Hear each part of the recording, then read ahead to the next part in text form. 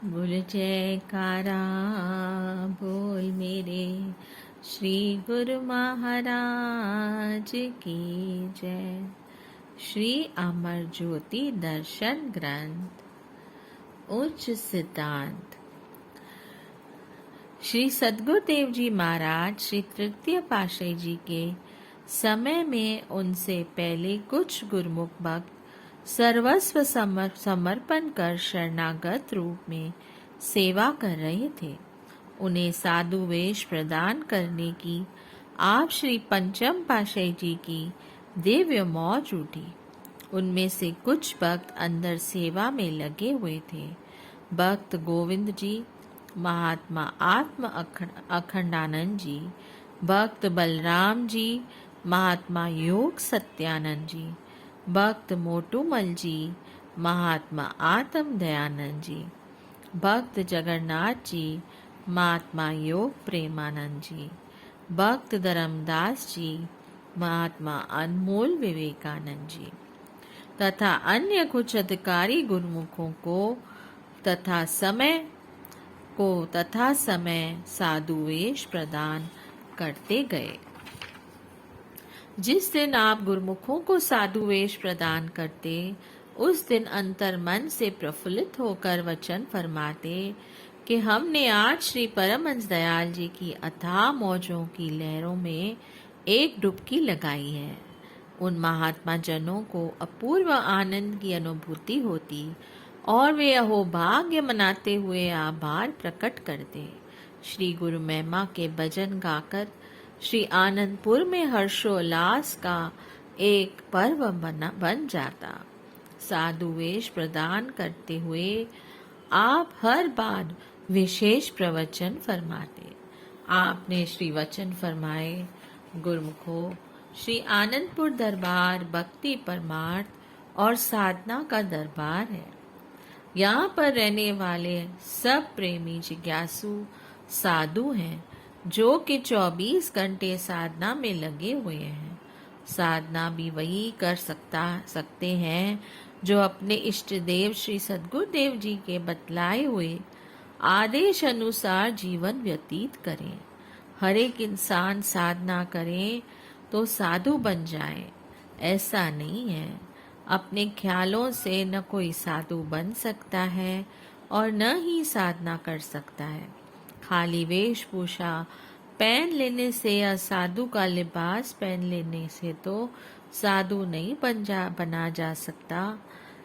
जैसा कि संत मलूक दास जी ने अपनी वाणी में कहा है कि साधु सही अर्थों में वह है, बेश फकीरी जे करे, मन नहीं आवे हाथ, दिल फकीर जे हो रहे, साहिब तिनके साथ।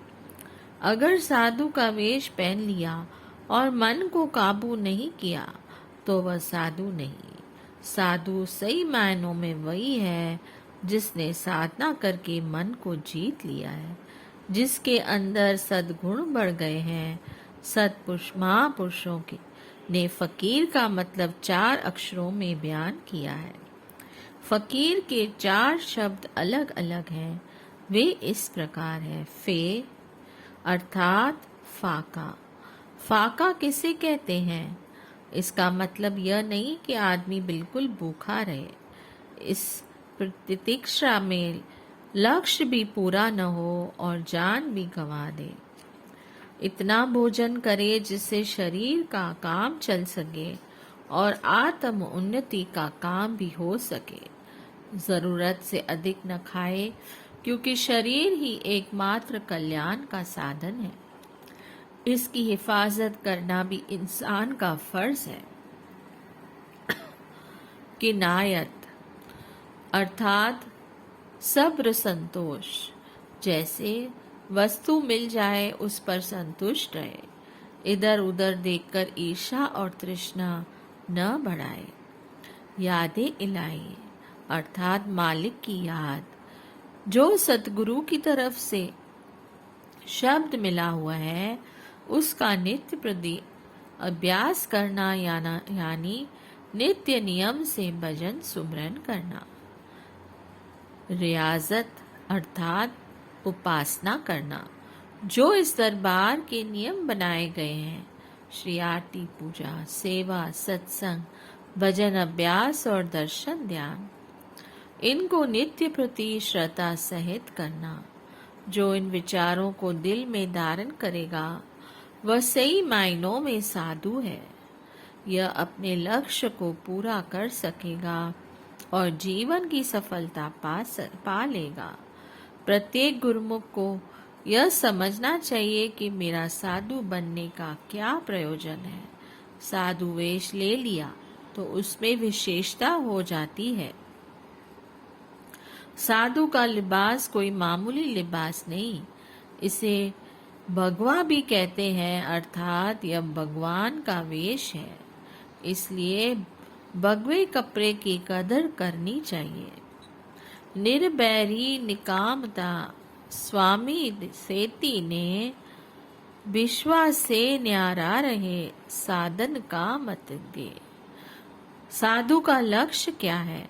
जो अपने आप को साधु की श्रेणी में गिने, वैर विरोध से न्यारा रहे, किसी प्रकार की इच्छा न हो, कामना रहित हो, मालिक से प्यार करे, अपने इष्ट देव के प्रति गहरा प्यार और श्रद्धा हो और विषय विकारों से दूर रहे।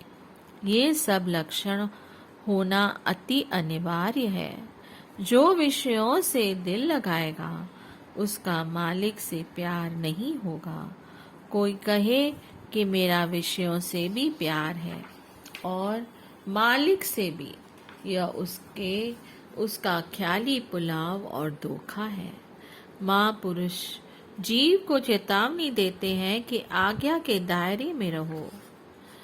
इससे इंसान की सुरती निर्मल होगी। शुद्ध हृदय वाले को घट में मालिक के दर्शन होंगे। वही निर्मल आत्मा परमात्मा से एकाकार हो सकती है। उसी के जन्म जन्मांतरों के बंधन टूट सकते हैं। इंसान को इसी प्रकार का जीवन बनाना है जिससे इंसान को अपनी जिंदगी भी सुखमयी बनती है और लक्ष्य धारण किया है उसकी भी पूर्ति हो जाती है। वे अपने संपर्क में आने वालों को भी सही मार्ग प्रशस्त करते हैं। इस प्रकार साधु बनने के लक्ष्य को समझाकर आपने नई जागृति प्रदान की। आपके महान उपकारों और नए कायाकल्प से जीवन में स्फूर्ति भर गई। हर गुरुमुख के दिल में लक्ष्य को पाने की लगन दिनों दिन बढ़ती जाती। आप कुछ समय उपरांत अधिकारी संस्कारी गुरुमुखों को साधु वेश प्रदान करते रहे। यह भी एक विशेष दुर्दर्गाई मौज को संपन्न करते। जनवरी सन 1973 ईस्वी का नया वर्ष श्री आनंदपुर में मनाया गया। प्रेमियों ने उमंग एवं उल्लास से नव वर्ष का स्वागत किया। श्री आनंदपुर को उस समय के उपलब्ध साधनों के अनुकूल सजाया गया। श्री सद्गुरुदेव जी महाराज जी ने फरमाया कि जितनी अधिक एवं सुरमय साज सजाएं करनी हो वे श्री परमहंस अद्वैत मंदिर एवं श्री आनंद शांति भवन तथा श्री आनंद शांति धाम में की जाए। केले के पत्तों को गेट के दोनों ओर रखकर आम के पत्तों के तोरण बनाकर एवं पुष्पों से सजाकर स्थान स्थान पर रखा गया। कलश अपनी सुंदरता से आकर्षक बनाए हुए थे। प्रातः श्री आरती पूजा के पश्चात श्री दर्शन खुले। आपके शीश के चारों ओर किरणों की स्वर्ण आभा बिखरा। सूर्य देव श्री दर्शन करते हुए मुस्कुरा रहे थे। उन सुनहली धूप में आपका तेजस्वी मुखमंडल प्रेमियों के हृदय गगन में नूरानी छवि की झलक से हर्षा रहा था। श्री प्रवचन फरमाए, गया पुराना साल अब आ गई नए साल की भारी, सबके मन में लालसा अब सुख मिलेगा भारी। सुख मिलने के तरीके कहा। संत यह राज समझा बताते हैं, नाम भक्ति की करें कमाई, वे सच्चे सुख को पाते हैं। सदग्रंथों व सदशास्त्रों ने, संतों की वाणियों ने यह शोध कर परिणाम निकाला है कि अगर सुख मिलता है तो वह नाम व भक्ति की कमाई से ही मिलता है। नाम व भक्ति की दौलत एकत्र करने से इंसान सुखों से मालामाल हो जाता है, खुशियों से भरपूर हो जाता है। दुनिया की और चीज़ों में जो सुख है वह नाम मात्र है, केवल सुनने के लिए, अनुभव करने के लिए नहीं है। क्षण मात्र के लिए जिसे सुन व देख लिया तो वह सुख नहीं है। कहते हैं ये मीठे फल जहर भरे हैं, सुख थोड़ा और विपत कनेरी। दुनिया के सामानों का सुख नाम मात्र को भासता है, वह स्थिर नहीं है। शाश्वत आनंद और सुख इंसान सत्पुरुषों की संगति में आकर नाम और भक्ति की कमाई करके ही प्राप्त कर सकता है। यह सब इतिहास बन जाता है। महापुरुषों की वाणियां बताती हैं, तारीख तुम्हें बतलाएगी, दुनिया में खुशी का नाम नहीं। जिस दिल पे हवस का सिक्का है, उस दिल के लिए आराम नहीं। दिल में जो तो दुनिया के सामानों की हवस और कामनाएं भरी हुई हैं और चाहता है कि मुझे सुख मिले, शांति मिले। यह कैसे संभव है? तारीख उसकी गवाह है। पुराने इतिहास बतलाते हैं कि इनमें खुशी नहीं है। जब तक दिल में दुनिया की हवस है, तब तक खुशी नहीं मिल सकती। उन्होंने खुशी का राज बतला दिया। कहते हैं, जो दिल हवस से पाक हुआ, दुख दर्द उसका सब दूर हुआ। जिस दिल में नाम की लगन लगी, वह खुशियों से भरपूर हुआ। यही एक नुक्ता है कि जिसके दिल में हवस है, कामनाएं हैं, उस दिल को कभी आराम व चैन नहीं मिल सकता। जो हवस और वासनाओं से पाक हो गया और जिसने दिल में नाम और भक्ति की लगन को बसा लिया, उस प्रेमी का दिल खुशियों से भरपूर हो गया। गुरुमुखो, खुशी, सुख और शांति सबको चाहिए। चाहे कोई भिखारी है, चाहे कोई गृहस्थी है, चाहे कोई साधु, त्यागी अथवा वैरागी है। आम लोग भी जदोजहद करते हैं कि वह भी सुख के लिए। ऋषि मुनि योगी तपस्वी भी सुख शांति की ही कामना करते हैं। मगर अंतर क्या है? आम दुनिया झूठे सुख के लिए अपना सारा कुछ न्यौछावर कर देती है, तन मन धन की बाजी लगा देती है। गुरमुख जन भी तन मन धन की बाजी लगाते हैं, परंतु वे यह समझते हैं कि सत्पुरुषों की संगति में आने से ही वह शाश्वत सुख मिलेगा, जिसके पीछे फिर कोई और दुख नहीं है। इसलिए गुरुमुख जन इस बात के पारखू हो जाते हैं। उन्हें सत्पुरुषों की संगति में आकर निरख परख हो जाती है कि किस चीज में सुख है और किस चीज में दुख है। उनके ज्ञान चक्षु खुल जाते हैं। वे फिर निर्णय करके उस चीज की ही चाहना करते हैं। बाकी दुनिया की चीजें उपयोग में लाने के लिए हैं, दिल में बसाने के लिए नहीं है। दिल में बसाने वाली चीज केवल मालिक का नाम है।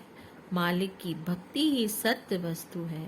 इसलिए गुरुमुख जन जिन्हें ज्ञान चक्षु मिल गए हैं, वे सच्चे नाम की दिल में अभिलाषा रखते हुए, झूठ को दिल से त्यागते हुए संसार में विचरण करते हैं। वे अपनी जिंदगी सुख रूप बना लेते हैं और इस लोक में भी सुखी होते हैं और परलोक भी संवार लेते हैं। नव वर्ष के उपलक्ष्य में श्री दर्शन करने आए हुए भक्त जी श्री चरणों में विनय की कि भगवान, हमारा परिवार लंदन में रहता है, जब हम उन्हें फोन द्वारा आपकी लीला श्री प्रवचन सुनाते हैं तो वे आत्म आनंद से अमृत का रसपान करते हुए विनय करते हैं, ऐ श्री आनंदपुर वासी अंतर्यामी हृदय सम्राट, हमारे हृदय की पुकार को कब सुनोगे? हमारी आत्मा भी श्री दर्शन की आतुरता से प्रतीक्षा कर रही है। परीक्षा मत लो, प्रतीक्षा समाप्त करो। विनय करते हुए वह और भी सब पास खड़े हुए प्रेमी भावक हो गए। बोलो जयकारा, बोल मेरे श्री गुरु महाराज की जय। जय सच्चिदानंद।